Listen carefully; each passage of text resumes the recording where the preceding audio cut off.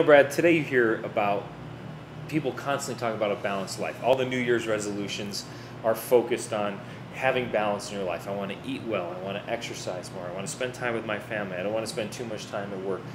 All that stuff. And that's all nice, but I have no idea how to get to a really balanced life.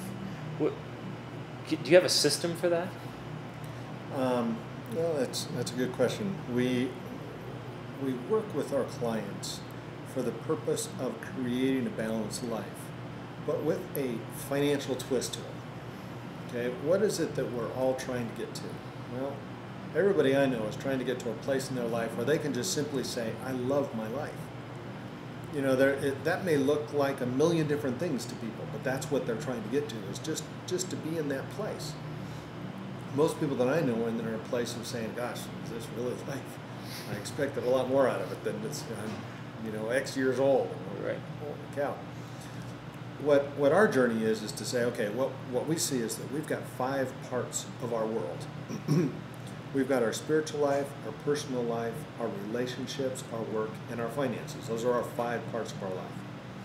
Each one of those 5 parts of our life are critical to making it in a place where we can say, I love it. What we've found is that in most cases, somebody's going to be really good at something here. One of these 5 areas. Maybe it's their work. They're really, really good at what it is that they do in the work. Well, as they develop that and push that and refine it and massage it to the point where they have their systems in place and everything's working great, they are in what we call significance in their life, in their work.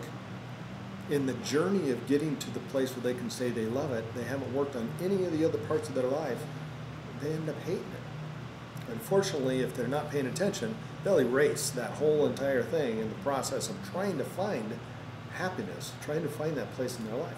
What our goal is with our clients is to work in all 5 of those areas, set goals in all 5 of those areas so that we're working towards building somebody out of survival to stability, to then success, and then finally significance.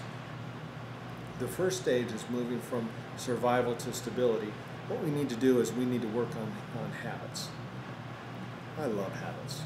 I love it. I mean, that's my world. I can live on systems, because when I figure out something that's working for me, I want to keep remembering how to do that so that it will always work. Mm-hmm. When I get my systems in place, in say my spiritual life or in my personal life, when I have that system in place, I will keep doing it. And once I move from stability, if I want to move from stability to success, that's the next stage, I then have to work also on my attitudes. So moving from survival to stability, that's all habits. Stability to success, that's all attitude. That's where we need to activate that thinking process. Our thoughts create emotions that then create behavior that then creates our result. So if our thinking process is working properly in our spiritual life, let's say, then we can make sure that we're moving towards that level of success. If we're thinking a lot properly without our proper habits in place, we just frustrate ourselves. We can't get there. So our coaches are going to work with those people individually. Brian, what do you need to do spiritually to build a belief system that you're going to be happy with? Then, once you have that set, what are you going to do every day to make sure that belief system is working for you? Gotcha. Okay. Then from there, you've got to be able to sit back and say, okay, my attitude is such that, you know what, I can do this. This is me. This is something I believe in. This is something that I'm excited about. Well, when you do that, then you move up into levels of significance. Now, to me, significance is a permanent reflection of my success in somebody else. So if I want to be significant, I got to give it away. So I'm going out there and talking to people and teaching people, gosh, this is what it is that I do to become significant in my spiritual walk. Okay.